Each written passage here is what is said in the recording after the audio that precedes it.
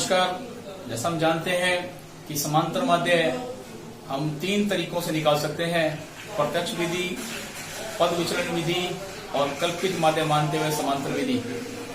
तो तीनों समांतर विधियों में से आज हम बात करेंगे कल्पित माध्य मान करके समांतर माध्य ज्ञात करना, जिसमें हम कल्पित माध्य x में से मानते हैं और किसी भी संख्या को मान सकते हैं।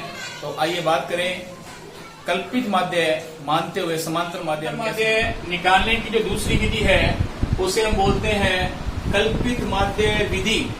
समांतर माध्य की कल्पित माध्य मानकर समांतर माध्य निकालना, एक प्रकार से इसे कल्पित माध्य विधि बोलते हैं। इसमें क्योंकि हम कल्पना करते हैं और कल्पना करना हम खुद भी कर सकते हैं और पेपर में हमें दिया भी जा सकता है कि आप इसे कल्पित माध्य मानो, उसे हम कल्पित माध्य मान के चलते हैं। तो जैसे कि सारणी दी हुई है x और f के अंदर, आप देख सकते हैं इसके अंदर पहला काम जो हमारा करना है वो मध्यमान का। हम कोई भी तरीका करें, हमें मध्यमान तो निकालना ही निकालना है।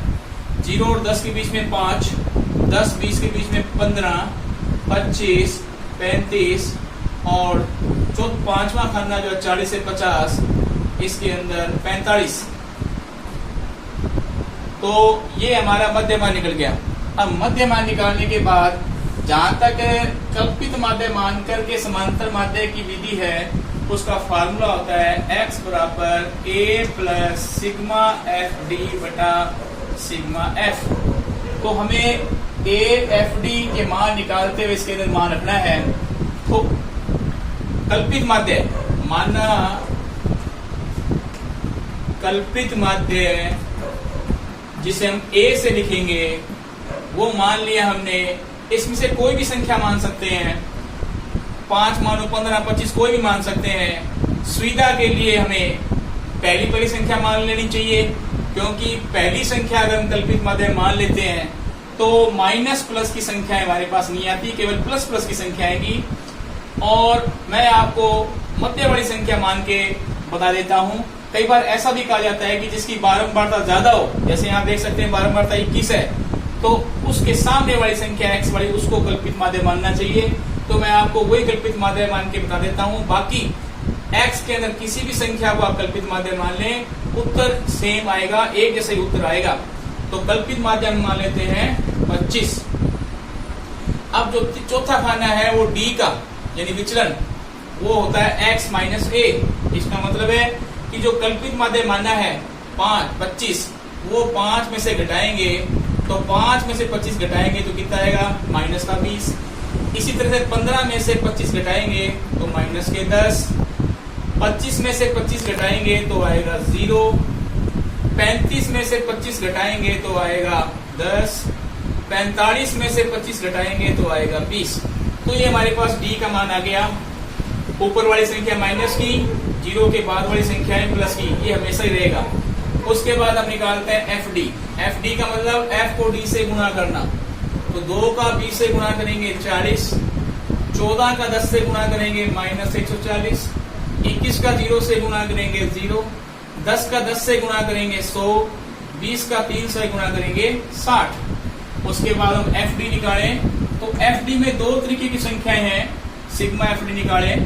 तो पहले तो माइनस की संख्या, माइनस के 40 और माइनस 140 यानी माइनस के 180। उसके बाद प्लस की संख्या देखें 100 और 60 यानी प्लस के 160। आप देख सकते हैं एक संख्या माइनस की, एक संख्या प्लस की, घटेंगी संख्याएं और 20 बचेगा, वो भी किसका, माइनस का, क्योंकि माइनस वाली संख्या बड़ी है। उसके बाद सिग्मा एफ यानी एक्स वाले एफ वाले मान को जोड़ना। इसको जोड़ेंगे 16, 21, 47 और 50, इसका जोड़ आ जाएगा 50।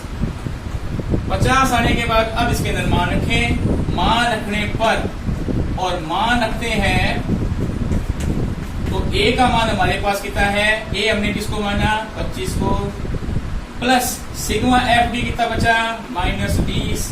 सिग्मा एफ का 50, 0 से 0 कट गई, 25 प्लस और माइनस होता है 2/5।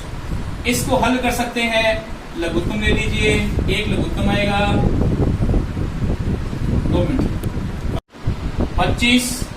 25 में से हम 2/5 को घटाएं, या तो लघुत्तम लेके कर लीजिए, अदरवाइज 2 में 5 का भाग देंगे तो 0.4 और इसको आपस में घटाएंगे तो मेरे पास आएगा 24.6, जो कि हमारा समांतर माध्य आ गया कल्पित माध्य मानते हुए। तो देखिए हमने कल्पित माध्य मानकर समांतर माध्य करना सीखा, और अब आपको एक सवाल की प्रैक्टिस करनी है जिसके अंदर x के अंदर 0 से 10, 10 से 20, 20 से 30, 30 से 40, 40 से 50 अंक वर्ग अंतराल में है, और बारंबारता f4, 28, 42, 20, 6 है। ये सवाल आप 2 तरीकों से निकाल लें, एक बार कल्पित माध्य 25 मानकर और एक बार कल्पित माध्य 5 मानकर। आप देखेंगे दोनों ही कंडीशन में हमारा उत्तर एक जैसा ही आता है, सेम आता है। तो इस तरह से इसका अभ्यास करें, और यदि कोई समस्या है तो कमेंट बॉक्स में लिखें, मैं आपकी समस्या का समाधान करूंगा। धन्यवाद।